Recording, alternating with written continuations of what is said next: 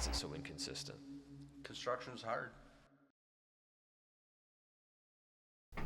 Welcome back, everybody. This is Construction is Hard. We appreciate y'all continuing to listen to our rants and ramblings. Today is something I've been pretty excited about. This is a topic that we have come across time and time again, and what I'm talking about is squandering the superintendent.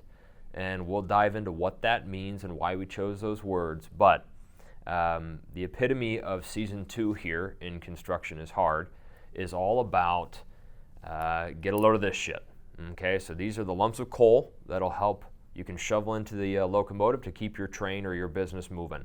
And today is a really important one. This is one of these, you call them the gremlins, that are running around your business and you can't see them, but they're holding things back. I think this is exposing one of those, is squandering the superintendent. So again, today we are talking about there's this situation out there, or these circumstances that can arise where we are unintentionally squandering one of the most experienced assets or people in our company, the superintendent. Gary's been there, he's been through it, he's been the person itself and then recognized this problem and helped fix it. I have spoken with countless contractors who I ask where their superintendents, I first ask who's your most experienced and valuable kind of field team member, and general superintendent. And I ask where do they spend the majority of their time, what are the tasks that take up the majority of their day.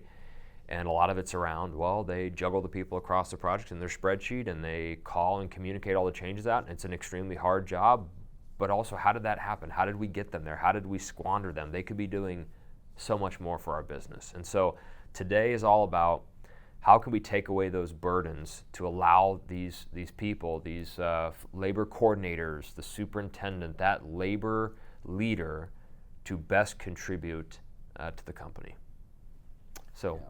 With that being said, I'll kick the whole thing off here with, there's a little bit of the Peters principle going on here. And for those that aren't familiar, the Peters principle says, okay, you promote an individual when they're doing well, you promote them to a level of incompetence. And that's not really the whole story of what's going on here. It's a little bit of how it starts, right? We get a field leader who's successful and they rise. This is not to imply that the person is incompetent. Yes, that's not. That's not the meaning of this. Rather, it appears that we promote them to a level where they can't be successful, not because of incompetence, but rather the feat becomes, it's a huge feat. It's an unrealistic job description. Right. It's put the person in a position where they can't win. And it's not because that individual is incompetent. It's because we've created the environment to make it very difficult for that person to contribute to the level that everyone expects them to. Yeah. Right? So who is this person? This person is a tradesperson, right? Has shown the ability to consistently bring jobs in under budget. He's a very good supervisor. He or she is the best we have, right? And so a lot of construction companies, not all, but a lot of them, they take the attitude that and have the idea that, this person has brought jobs in at or under budget consistently for the last number of years. Wouldn't it be a good idea if we could bring that person into the office, let them oversee multiple projects, help educate and train other people to run work the way he or she has in the past, and it's just going to make our company that much stronger. And so this person is a very valuable person, right? Very smart, extremely hardworking. The model of what people should probably strive to be, right? And so, kudos to that person. They've earned this promotion, but they haven't earned the burdens that we're going to put on them because we have our expectations set so high of what we think they're able to produce and perform for us. So one of the first things we do is we give them a job description that's 4 pages long, right? 40 items. 40 plus. There isn't a person on the face of the earth that can honestly say that they can take all 40 items and give themselves an A and they're just kicking ass on every one of them. Doesn't happen. I was that guy. I know that does not happen. And I think the job description that I had when I was at the general superintendent level was over 40 line items long. Well, and sometimes we don't even have them. We ask groups when we meet with them, hey, can you send us some of your job descriptions for a project manager, a foreman, a superintendent, a general superintendent? Sometimes the general superintendent doesn't even hardly have one because it's just, everything else falls on that guy. Yeah, he is the catch-all. The king of his castle. Yep, and I want to point something out too. It's a natural progression too of how we get here. Okay, there's two models that we normally see in workforce management, and one of them is a centralized or a pyramid shape where you have a labor coordinator or the superintendent at the top of the pyramid, and everything must go to and from that individual. Hey, we think we need people over here. Hey, here's how we're doing. Hey, this person should come and go from this job. Hey, here's who's going to go where. It's all that person. That guy or gal is making all the decisions, approving all the decisions. Other people are just kind of waiting to see what comes down. We'll get more into this in another time, in another place, but that's one method. The other method is a team approach, right?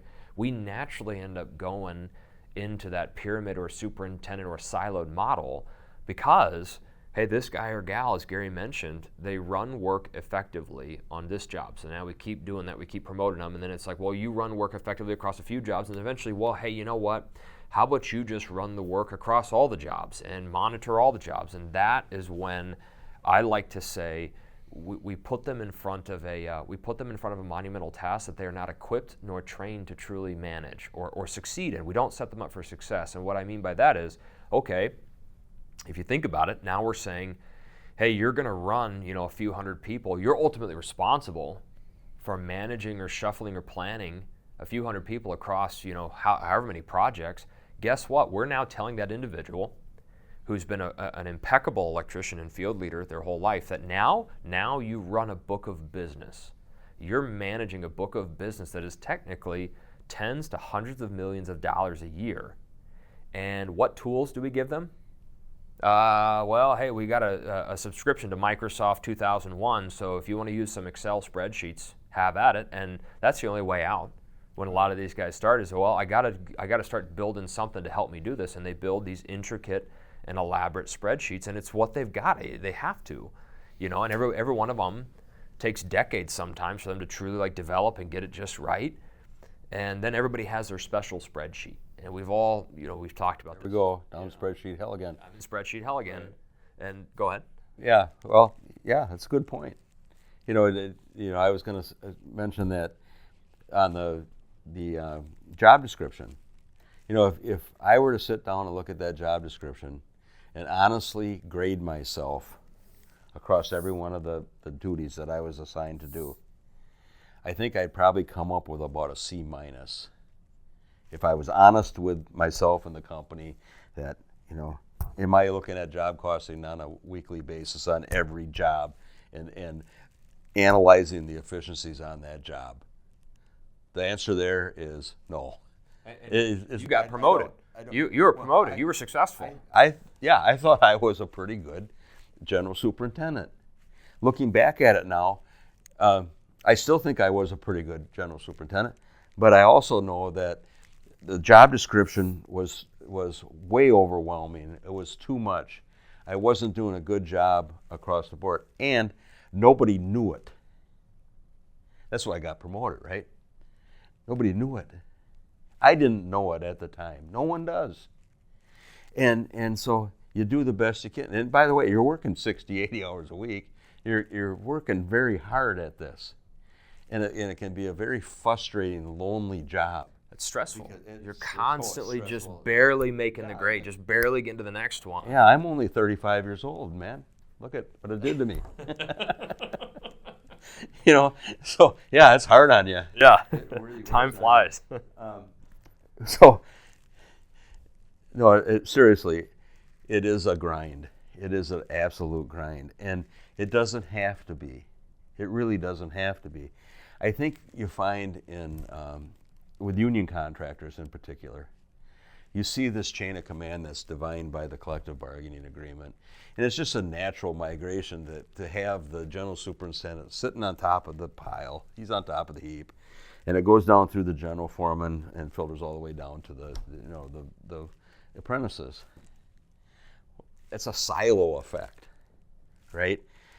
And in a lot of companies, all that labor management happens inside that silo.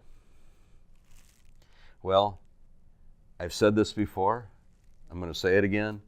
Supervisors, there's a reason he's called the general superintendent. He's come from the field, and he is very good at supervising. He becomes a better manager because he has to. But how much help do we get him to become that manager he needs to be, or we're expecting him to be? Now, you're living inside that silo. Everyone thinks outside that silo that things are just going great with labor management, right? The guys under the general superintendent, they're not going to challenge him much. He's their boss. If they want to advance up through the company, they're not going to be rocking the boat very hard, and so they're going to fall in line, and they're going to operate the way they need to inside that silo. In some companies, the project manager is standing outside. They can't even look in. You know, they're not allowed to participate in the planning processes of labor. In fact, in some companies, they're even shunned. Well, but let's stay away from me. Yeah, but also at the same time, how could they? It's not feasible. They don't. There's not a lot of process usually in place there, because even if you put the process in place, they're trying to mess with this spreadsheet. They're all trying to come and coordinate in constant labor meetings and stuff like that. And eventually, I get it. I get where the business leaders come from, and they say, you know what? It's Bill. Bill's just going to handle it. Well, he becomes unapproachable to a degree, and it's not his fault. No, it's not. He doesn't want to be unapproachable, but the company's culture has created the situation where he is somewhat. Now, he's also the code expert, by the way. He's also the guy who has to make sure payroll is getting out. He's the hirer and the firer. He's the promoter. He is probably on the apprenticeship committee. Training, he's safety even sometimes. Safety too. Yeah. Yep, for sure. You know, he's the fleet manager. He's overlooking the tools. You know, he's got a big job, right, as it relates to field operations. So there are solutions to this, and one of them is you got to tear the silo down, right? Because if you tear the silo down and you communicate it properly, and you start delegating parts of his responsibilities to others, and you form this team. We had 6 people on a team for every job toward the end of my career, and I started calling them SEAL Team 6. You know, there's the prefab guy, there's the warehouse guy, there's the project manager, and others that contribute to the success of the team. And it becomes more transparent of what everyone is doing, and it sheds a lot of the load off of that individual, with the hope that if you do go about this properly, you can get him back into more of a supervisory role with the help of, guess who? The project manager, the manager. So now we got the manager managing, we have the superintendent supervising, and they're working closer together than they ever had before. And it just improves the entire process and the flow of things as you get better and better at that. The other way to look at this is that we have this guy that is really good at supervising work. He's the guy who brought every project in at or under budget. How about if we put him in a position where all he has to worry about is wringing dollars out of projects? He is the efficiency expert, and his job is, you give him the work that you want him to oversee, multiple projects. His job is to help with the layout, make sure that's in line, make sure that our not so much our crews are sized properly, because he's going to get help with that from the superintendent and from the project manager, but making sure that we're using the right tools. We're getting to the project and pulling these tasks off in a timely fashion, a highly efficient fashion. He researches the tools. He makes sure that the CAD is done properly. That's all he does. That's it. He's an efficiency expert, right? If you can get to that point, you will eventually end up with multiple people like that, depending on the size of your company. And you got to be aware of the fact you do not want to overburden him. What's this guy doing when he's increasing efficiencies and productivities the way he should? Right? Everyone he's touching is learning. That's really starting to strengthen your team, right? You're going about it now in the right way. You have a supervisor supervising, and that is a really good thing. You have the managers managing, you have the financial people taking care of the finances, you have spread the responsibilities across the whole team. Now you enter in with the platform.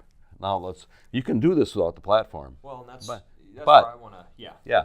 But let's put the platform into play, right? Yeah. Now what happens? Well, I want to go back for a second. You mentioned if you can get there, and so we agitate this problem. We talk about how these superintendents get into these positions, and quite frankly, most of the companies, maybe not all, but most, like at least half, are facing this problem, squandering the superintendent in some form or fashion. So, what can you do about it, right? What are we trying to have you walk away with from this? And I think there's something to it. I want to make that note. Okay, I am faced with the task of coordinating and planning labor across projects. That's a pretty easy statement, monumental task. I turn to spreadsheets. It's my natural first go. It's what I've got to help me. I build these spreadsheets, I learn them, I get to a certain level of efficiency and effectiveness. I'm not going to say it's the greatest, but we get to a level of efficiency and effectiveness where the rest of the company is looking and saying, hey, looks like it's going okay over there. I think we're all right. Here's the problem.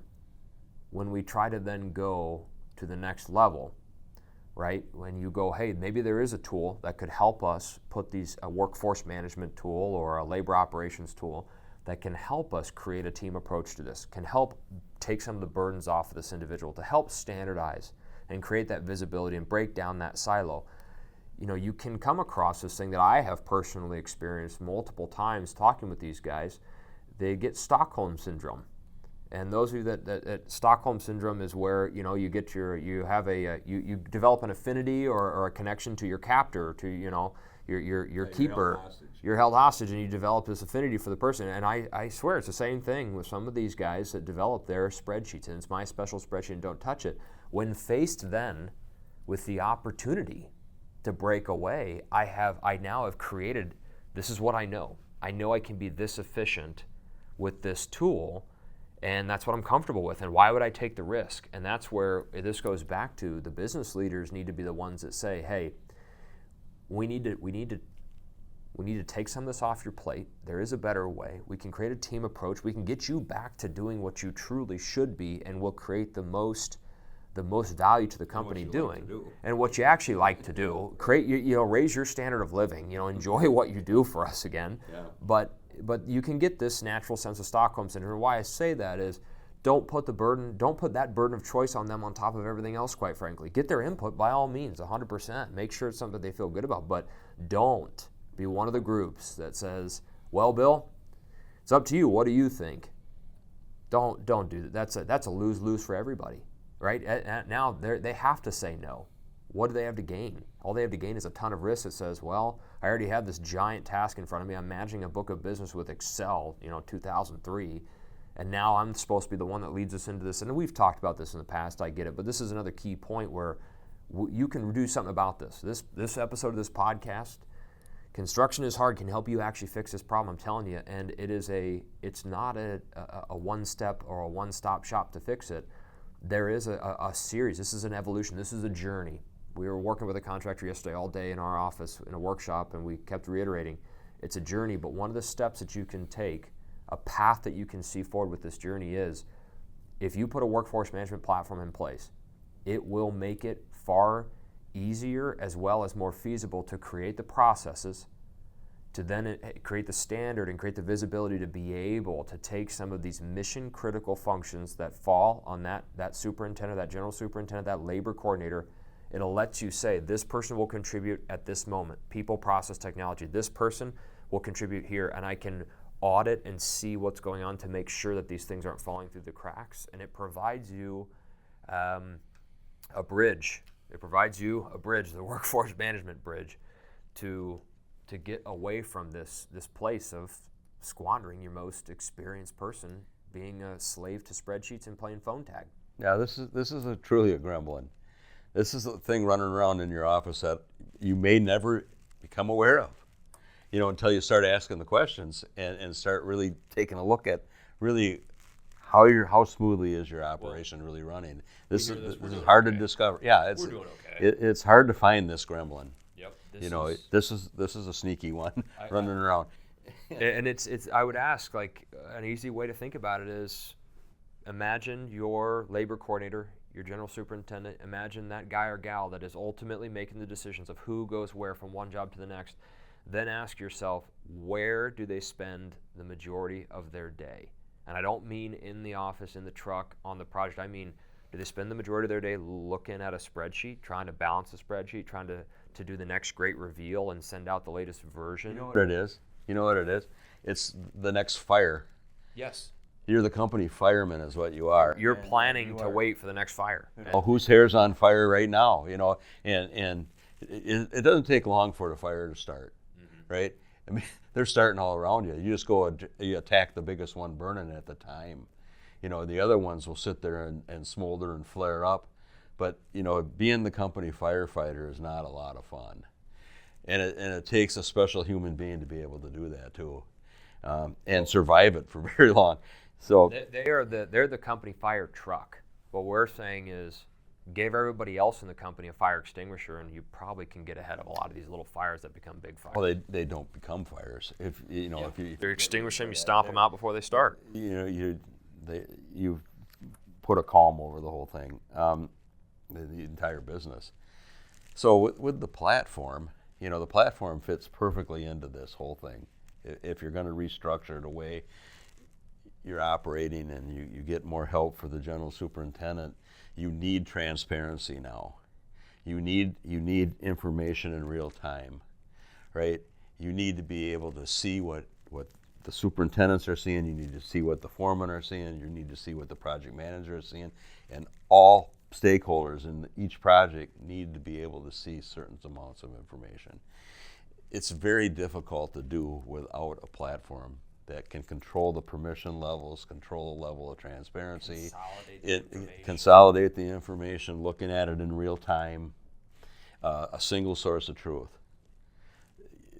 That is the way to go about it, and that's what's going to empower these people to help and start to contribute. Imagine project managers now actively engaged in helping with labor planning, right? And looking at budgets, so it doesn't all fall on the superintendent's shoulders. I've got help looking at this budget, and I'm getting really good feedback now from the people who are very intimate with the job and are given the task and the authority and the responsibility to monitor the labor plan, right?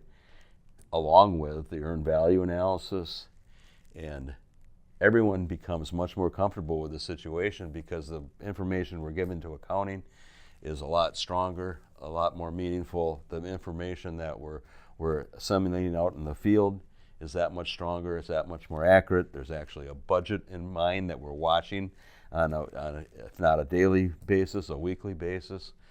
We have now put another, or not just one, but a set of processes in place that are consistent across the board. And guess what comes next with that? Education, right? It comes back around to that. When you continue to put these solid processes in place, you are creating the foundation for an education program that is kick-ass and sustainable. And that, again, I've said this before. I think this is really key. It's something that I really struggled with throughout a major part of my career, was figuring out how to get a sustainable training program in place when actually it was a sustainable education program. And it had to have solid processes in place before any of it would stick. And it went from lighting sparklers to actually putting something in place that's still in place today. So, help your labor planners break out of their spreadsheet prisons. That's my piece. This has been. you don't like spreadsheets, do you? I love them when there's a time and a place. I love whiteboards. I love pen and paper. Yeah. But not when there's a tool in my business that can help me do better or help my people do more. We face the same things in our business. I have employees that are extremely skilled and experienced, and they waste their time in certain tools, and we got to find ways to get them out of there. I had macros in my spreadsheets. Yours were really special, I'm sure. I'm sure. Well, Yours were better than everybody else's. Sure, everyone's is. You know, so yeah, it's this is an important topic. This is a big one. And my hope is that it just exposes it, coming at it from a little bit different angle, getting everybody thinking about it a little bit differently. Maybe you don't have this problem. Yeah. You know, and God bless you if you don't. Yeah. Right. Great. You have a different model. You probably have other things going, but it's an awareness, right? Yeah. I mean, if think about it and really look at that guy that's aging before your eyes, you know, and working as hard as he is, and is that really fair? well, and could they not be doing something better? Yeah, and better for the company, better for everybody, a better quality of life. So, yep. Squandering the Superintendent. We hope that this helped. Again, we appreciate everybody tuning in and listening to the Construction is Hard podcast. With that being said, I'm Brian. That's Gary. Construction is hard. Doesn't have to be. We are here to talk about workforce management. Why is it so inconsistent? Construction is hard.